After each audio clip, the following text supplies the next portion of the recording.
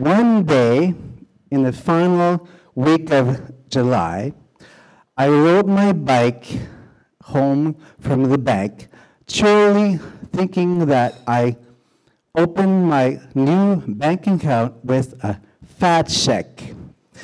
I dismounted my bike in front of my apartment building, and I locked it on the fence.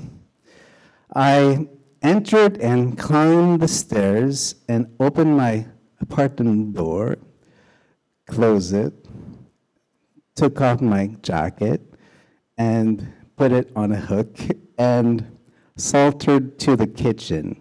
By the way, you can enter the living room first to access the kitchen. The kitchen is relatively small, but very functional. The tile floor is a 50s checkered style, black and white tiles like a checkered board. And the wall and the ceilings and cupboards are off-white. One square utility table for two with coffee table, coffee maker, toaster, ceramic bowl for fruits, and two placemats. It's really, really amazing, huh? So next to is wooden IKEA sorry, shelving unit with 4 shelves full of pots and utensils. And of course, a brand new fridge with groovy magnets and a white stove. Wow. In between is a sink and a small space, on the counter for cutting vegetables. The left wall has a plaque hanging on it from my grandmother. A corkboard full of pin needles, pin notes, small frame print of a artist, famous artist, Norval Morisot. And finally, a calendar depicting the Buddha. Wow. Okay. Next to the kitchen table, I have a boombox on the windowsill, and I turn it on to play a song from my CD. I was hungry, so I opened the fridge to make myself a BLT, a sandwich, and I put a tomato, head of lettuce, a pack of bacon, slice of cheddar, and 2 slices of whole wheat bread on the cutting board, and I grabbed a jug of water. So I was so thirsty from my bike ride, I poured a big glass of water and guzzled it. Suddenly, my brain froze, and I dropped the glass onto the floor and shattered.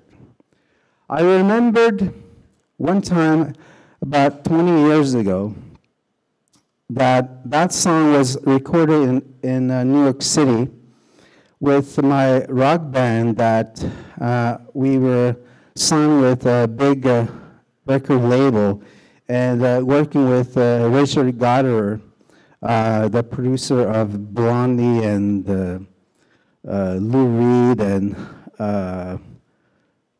Reservoir Nets and others.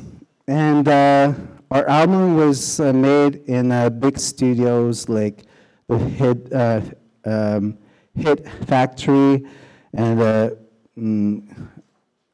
magic shop in Soho.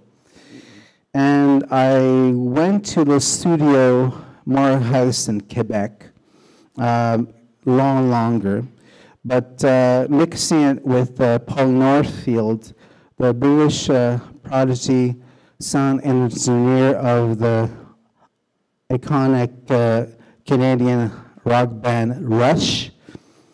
I was told that the president of our label, that David Bowie, listened to our album, and he was influenced to sign a contract with our company. They were fabulous times. But there I was in my kitchen, feeling dizzy and confused, and that at the last moment, my face turned blank. I instinctively put my hands to my head and entered the living room and clutched the desk chair to lean on it, but the wheel gave out and the chair capsized, and I heavily plopped myself down on the sofa chair, facing the TV shelf. I was trying to shake the dizziness, but didn't go away. So I got up and staggered to the sofa, lying down, and I thought to myself, the discomfort will dissipate by sleeping. I thought of my grandmother's plaque in the kitchen where, when she was honored by the Montreal Hispanic community for all her efforts to promote Latin America and Colombia, in Canada, sorry. She immigrated from Colombia with my mother in 1930 and married an Irish adventurer, my grandfather, employed with New York City Mining Company, and working as a supervisor in mines in Venezuela. My grandmother was the first Latin woman in Canada to have her own radio show in Spanish in Montreal, and later on to be named as a consul of Colombia by the president at one time. She abandoned her post after 2 years due to stress, and she was awarded two highly distinction as an honorary consul for life, and the San Carlos Medal for diplomats, sanctioned by the President of Colombia.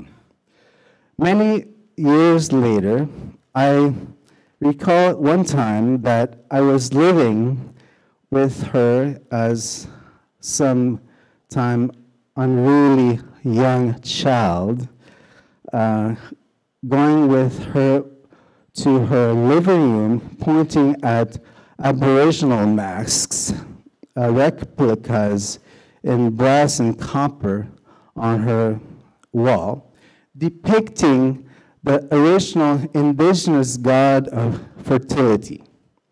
She told me that if I wasn't obedient, Kachimba and Kachimba will devour me. And she was trying for me to go to bed, when I instantly ran to my bedroom to sleep right away. But seriously, my grandmother knew our indigenous roots, and she was very educated. The next morning, I slowly opened my eyes, groggily, observing the room first and pondering about my problem. my predicament for applause. Then I rode to my feet and tried to walk prettily, but fell, and bumped my head to the floor. I tried 3 times, but no avail, so I finally crawled back to the sofa. My right side was numb, and my right limbs, arm and leg, wasn't working.